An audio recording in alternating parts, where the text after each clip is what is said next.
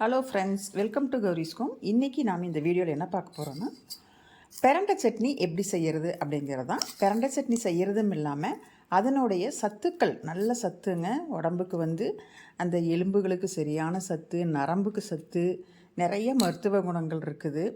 அதனால் குழந்தைகளுக்கு கொடுத்தோம்னா அவங்க நல்லா சுறுசுறுப்பாகவும், நல்லா ஒரு சோம்பேறித்தனமே இல்லாமல் நல்லா சூப்பராக விளையாடுவாங்க, ஆரோக்கியமாக இருப்பாங்க. பெரியவங்க அந்த மூட்டு வலியெல்லாம் இருக்கும் இல்லையா, அவங்களுக்கு இந்த மாதிரி ஏதாவது செஞ்சு கொடுத்தீங்கன்னா தொடர்ந்து சாப்பிடும்போது அவங்களுக்குமே மூட்டு வலி அந்த மாதிரி வலியெல்லாம் இருக்காது. நம்ம இப்போ எப்படி பிரண்டை சட்னி மருத்துவ குணம் நிறைஞ்ச பிரண்டை சட்னி எப்படி செய்கிறது அப்படிங்கிறத நம்ம பார்க்கலாம் வாங்க. இப்போ பிரண்டை சட்னி எப்படி செய்கிறது அப்படிங்கிறத பார்ப்போம். முதல்ல நல்லா பிரண்டையை நல்லா சுத்தம் பண்ணி வச்சுருக்கிறேன். சுத்தம் பண்ணி தண்ணியில் கழுவி அந்த நாரெல்லாம் எடுத்துகிட்டு வச்சுருக்கிறேன். அதை வடைச்சட்டி வச்சு எண்ணெய் காஞ்சிருச்சு. இப்போ அதை நம்ம நல்லா வதக்கிக்கலாம். அதில் தண்ணி ஏதாவது இருந்ததுன்னா இதாகிடும்ல, தெரிக்கும். அதனால் கையிலேயே எடுத்து போட்டுடலாம். அப்படியே போட்டோம்னா தெரிக்கும் தண்ணி. நல்லா வதக்கணும் பிரண்டையை.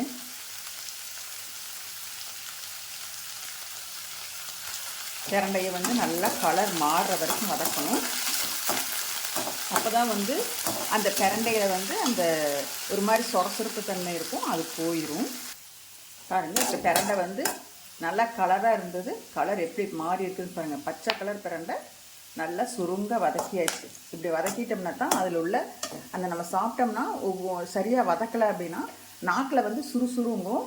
இந்த மாதிரி நல்லா வதக்கினா தான் அந்த சுறுசுறுங்கிறது இருக்காது. சரிங்களா? இப்போ இந்த ஸ்டேஜில் நம்ம எடுத்துக்கலாம்.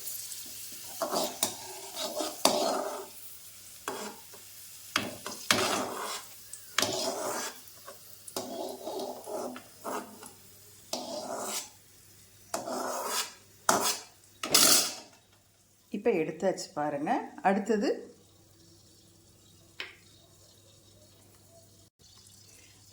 குறைஞ்சது ஒரு 50 கிராம் கம்மியாக தான் உளுந்து நான் வச்சுருக்கிறேன். இந்த உளுந்தை நல்லா வறுத்துக்கலாம். நல்லா மணம் வரணும், கலர் மாறணும். உளுந்து வறுபட்டுருச்சு. இப்போ நான் இதில் சின்ன வெங்காயம் போட்டுக்கிறேன்.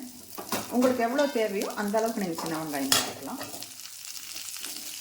அதையும் கொஞ்சம் நல்லா வதக்குவோம். அது கூடயே 4 இஞ்சி, கொஞ்சம் பூண்டு, 4 பூண்டு, கொஞ்சம் இஞ்சி மாற்றி சொல்லிட்டேன். இதையும் நல்லா வெங்காயம், இஞ்சி, பூண்டு எல்லாம் வறுபட்டுச்சு. இப்போ இது கூட ஒரு 4 வரமிளகாய் நான் போட்டுக்கிறேன். எனக்கு வரமிளகாய் 4 போதும். உங்களுக்கு வேணால் நீங்கள் அதிகமாக போட்டுக்கோங்க. இப்போ வரமிளகாயும் போட்டு நம்ம வதக்கியாச்சு. இதில் இந்த அளவுக்கு புளி எடுத்துருக்கிறேன். அதையும் போட்டு நம்ம வதக்கிக்கலாம். நீங்கள் தேங்காய் போடணுன்னா போட்டுக்கலாம், அது உங்களோட விருப்பம் தான். நான் தேங்காய் போடலை. கருவேப்பிலை, கொத்தமல்லி ஏதாவது போடணுன்னா நீங்கள் சேர்த்திக்கலாம். இப்போ நல்லா வறுத்தாச்சு. ஸ்டவ் ஆஃப் பண்ணிடலாம். ஸ்டவ் ஆஃப் பண்ணியாச்சு. அந்த சூட்லேயே கொஞ்சம் வதங்கும். அப்புறம் ஆறுனதுக்கப்புறம் பிரண்டை சட்னிக்கு வதக்கி வச்ச வெங்காயம், அந்த வரமிளகா, புளி எல்லாமே, இஞ்சி, பூண்டு எல்லாமே நல்லா ஆறிடுச்சு. இப்போ நம்ம அதையே மிக்ஸி ஜாரில் போட்டு அடிச்சு கொஞ்சம் உப்பு போட்டுக்கலாம். அளவாக போட்டுக்கோங்க.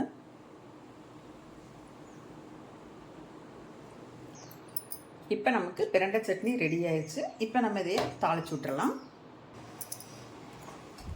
இந்த பிரண்டை சட்னி நம்ம வேறு பாத்திரத்தில் மாற்றி எடுத்து வச்சுக்கலாம். மாற்றி எடுத்துட்டு அதுக்கு ஒரு தாளிப்பை போட்டுடலாம்.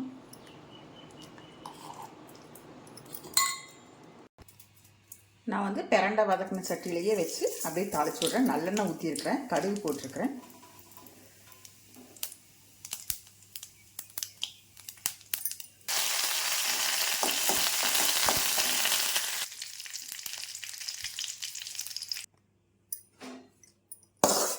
இப்போ தாளிச்சு கொட்டியாச்சு. பிரண்டை சட்னி ரெடி. இந்த சட்னி செஞ்சு காமிச்சது உங்களுக்கு பிடிச்சிருந்ததுன்னா எனக்கு ஒரு லைக் பண்ணுங்கள், அப்படி ஷேர் பண்ணுங்கள், கமெண்ட் பண்ண மறந்துடாதுங்க. அப்படி கௌரிஸ்கோம் சேனலை சப்ஸ்கிரைப் பண்ணிவிட்டு பாருங்கள்.